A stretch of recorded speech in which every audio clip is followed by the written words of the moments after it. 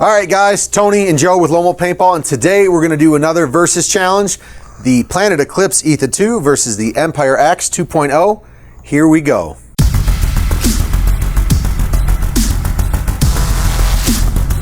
All right, guys, after being roasted last time by Joe, I figured I'd come back with something a little bit more even, right around in the same price range, $400 to compare to around $425. So, Planet Eclipse Etha2. Let's start this debate. You want to go first?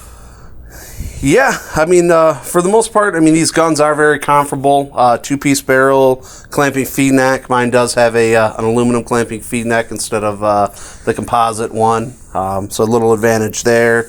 Both have removable eye covers, so you can service the eyes. Get into the back of the gun, the bolt. One of the big things I like about this gun is that instead of having to twist it out, you do just have a quick release on the bolt. Your bolt pulls right out the back. With that one, you do either need an Allen wrench or, you might be able to get your fingers on there. I could just, I can unscrew this bad boy. I don't need any tools. Who says this can't be toolless? Unscrew it with your fingers. Get your man grip on there. And it comes right out. You don't need any tools, but just in case, if you are, a little weak with the fingers, they do have Allen slots on here for you. But just be a man and get it out with your bare hands.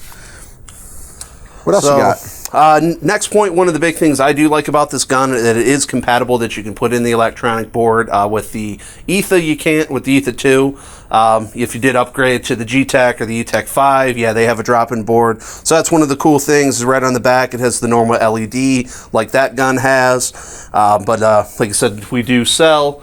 You can upgrade to the Redline board. You have a full digital LCD display, so that's one of the other cool features of the Axe. Other than that, the fire modes, technology are pretty much the same. Both have an on-off system on the bottom here. Myself personally, I've always been a fan of the Axe, just the way they kind of feel and they've shot in my hand.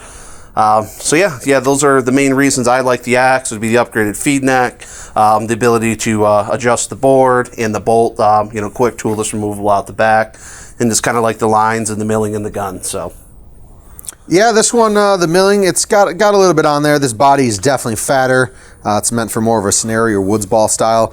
A couple of the things that I really do like on this marker, this is why it's a versus, that the Axe doesn't have. Right here in the grip is one 9-volt battery, completely toolless. Latch pulls out, 2 push buttons down on the side. This battery will come right on out of there without any tools required. So once again, that's a big feature of the Etha2 that the Axe doesn't have. Next, I'm going to say that this grip on the back, you can actually change this. There's a panel here that pops right off. You can take your grips right off the gun and put on whatever color grips that you want, or if your grips get worn out, throw a new one on. You don't need any Allen wrenches or tools. Pop the cap off, grips come off. Same with the battery cover. Toolless. I don't think the Empire Axe has that. Got to use an Allen wrench. Yeah, that is the one downside about the Axe. I mean, it does have 4 screws you got to take off to change the battery. Obviously the battery you're not changing all the time, so it's not too big of a deal. Your grips, I mean, you can put on different grips. It's a few, the same thing, just a couple screws to take them off. Couple screws. So I'm obviously not changing your grips out all the time. One of the other cool features, though, about the Axe is the easily removable trigger. That's one thing, too. The Axe, on the entire gun, all the screws are the same size. Same size Allen wrench, and then your trigger, it's just a little set screw to pop out. I think on the Etha, it's got I got to use it like a old dowel school pin. Hammer and dowel. So that is one of the big features. You're at a tournament. I mean, you don't got room in your gear bag for hammers and dowels and things like that. Quick Allen wrench, pop your trigger out, wipe that down. So yeah, that's one of the other main things.